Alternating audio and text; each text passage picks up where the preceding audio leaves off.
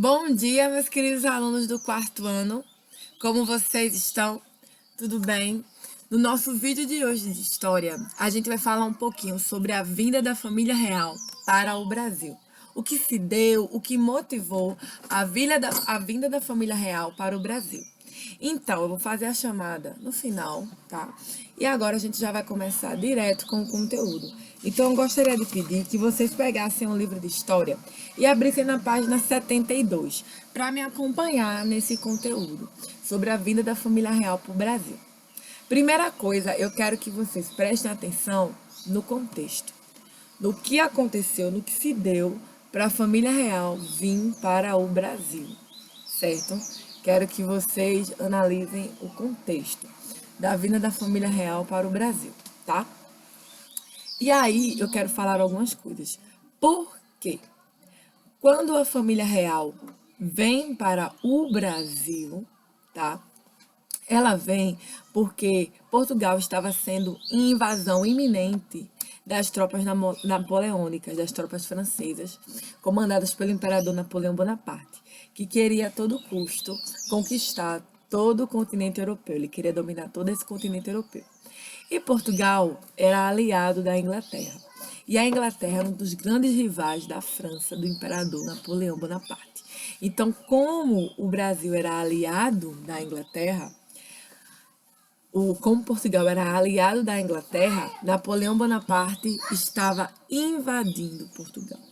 Então, através dessa invasão, o rei de Portugal, Dom João VI, não teve alternativa a não ser sair, né, a fugir de Portugal e vir para sua colônia mais eminente, a sua colônia mais próspera, que era o Brasil. Então, quando a família real vem para o Brasil, eles vêm porque Portugal estava sendo atacado, estava sendo invadido pelas tropas napoleônicas, né, tropas francesas, comandadas por Napoleão Bonaparte.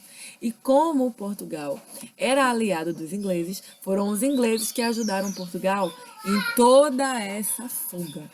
Foram os ingleses, tá?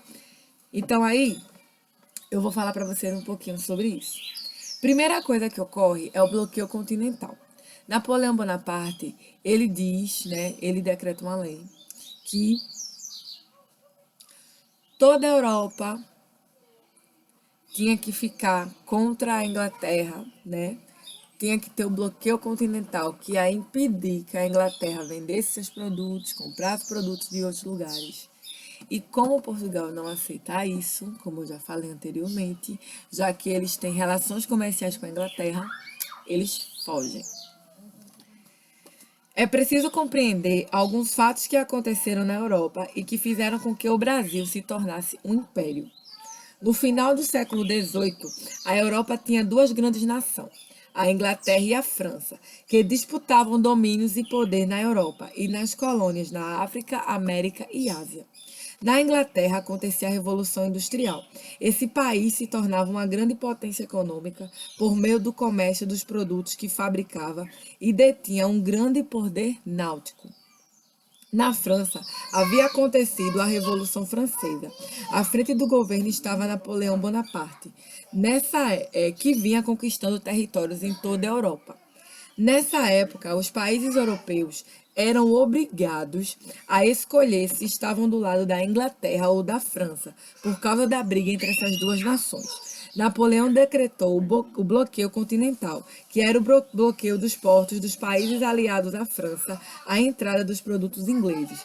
Com esta medida, Napoleão queria enfraquecer a Inglaterra, porque ela não teria como vender os produtos que fabricava. Portugal tentou ficar neutro nesse conflito, embora dependesse do dinheiro inglês. Mas Napoleão já havia tirado a coroa do rei da Espanha e seguia para Portugal, para obrigar o rei a cumprir o bloqueio continental. Sabendo que Napoleão estava a caminho de Portugal, os governantes e nobres portugueses não tinham outra escolha. Precisavam fugir para o Brasil. A fuga foi feita sob a proteção da Inglaterra. Foi a Marinha Mercante inglesa que trouxe a família real portuguesa para o Brasil. Dom João, em troca do favor de proteção inglesa, abriu os portos brasileiros aos produtos ingleses. Por meio desses portos, as mercadorias inglesas puderam chegar à região da América do Sul. Acontecimentos ocorridos com a chegada da família real ao Brasil. A família real, gente, chega ao Brasil em 1808. E quando eles chegam, muita coisa acontece no Brasil, muita coisa até muda, tá? A vida transformou com a chegada da família real ao Brasil. Novos órgãos e instituições foram criados, a vida cultural passou a contar com a presença de artistas e bibliotecas, escolas foram fundadas e etc. Entretanto, o povo português o povo português não estava muito satisfeito com a permanência da família real no Brasil. O acordo entre o rei de Portugal e a Inglaterra prejudicava os comerciantes portugueses, já que os produtos ingleses podiam entrar no Brasil.